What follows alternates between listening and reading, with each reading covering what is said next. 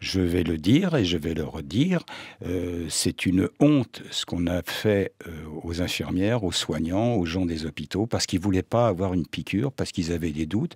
C'est une honte quand on voit la façon dont on a demandé à des infirmières, des soignantes qui avaient le Covid, venez quand même, on vous mettra avec les malades. C'est honteux d'avoir fait venir des centaines de pompiers des pays européens, alors qu'il y a des milliers de pompiers qui ont été suspendus. Il ne faut pas perdre de vue que quand on était à 20 heures tous les soirs avec les casseroles à faire bravo, bravo, merci, merci, vous risquez votre peau pour nous soigner, personne n'a levé. Si, je ne vais pas dire personne, il y a beaucoup de gens qui se sont élevés en disant vous n'avez pas le droit de mettre ces gens à pied, de ne pas leur donner de salaire, ils ne peuvent même pas être au chômage, ils ne peuvent même pas être pris en charge par quoi que ce soit. C'est une honte. Les politiques qu'on a, c'est une honte.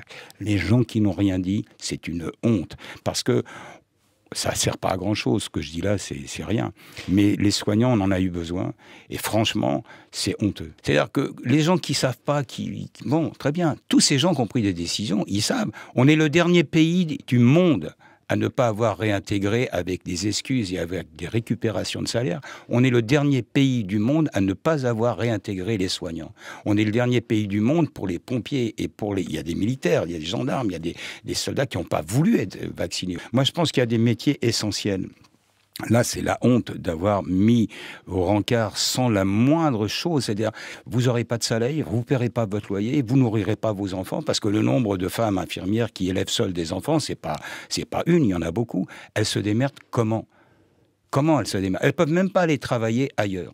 C'est-à-dire qu'elles sont même pas licenciées, il n'y a pas de chômage, il n'y a pas d'aide, c'est vous allez attendre notre bon vouloir. Le roi et ses princes, c'est-à-dire les Jebottes, vont peut-être décider un jour que vous pourrez venir. Il y avait une forme de sérénité dans le travail, une espèce d'objectif qui est, on a la famille, on a les enfants, on a un boulot, bon, il nous plaît pas, mais on y va quand même. Alors que là, même ceux qui ont choisi un boulot qui leur plaisait, ils sont en train de lâcher. Il faut vraiment avoir la foi chevillée au corps pour être soignant, pour aller dans les hôpitaux, pour s'occuper des malades, pour s'occuper des gens qui vont mourir. Aujourd'hui, tout le monde craque, on n'a rien à faire. Pourquoi on va continuer? On n'a plus foi au travail, en fait. Non, on n'a plus foi aux hommes.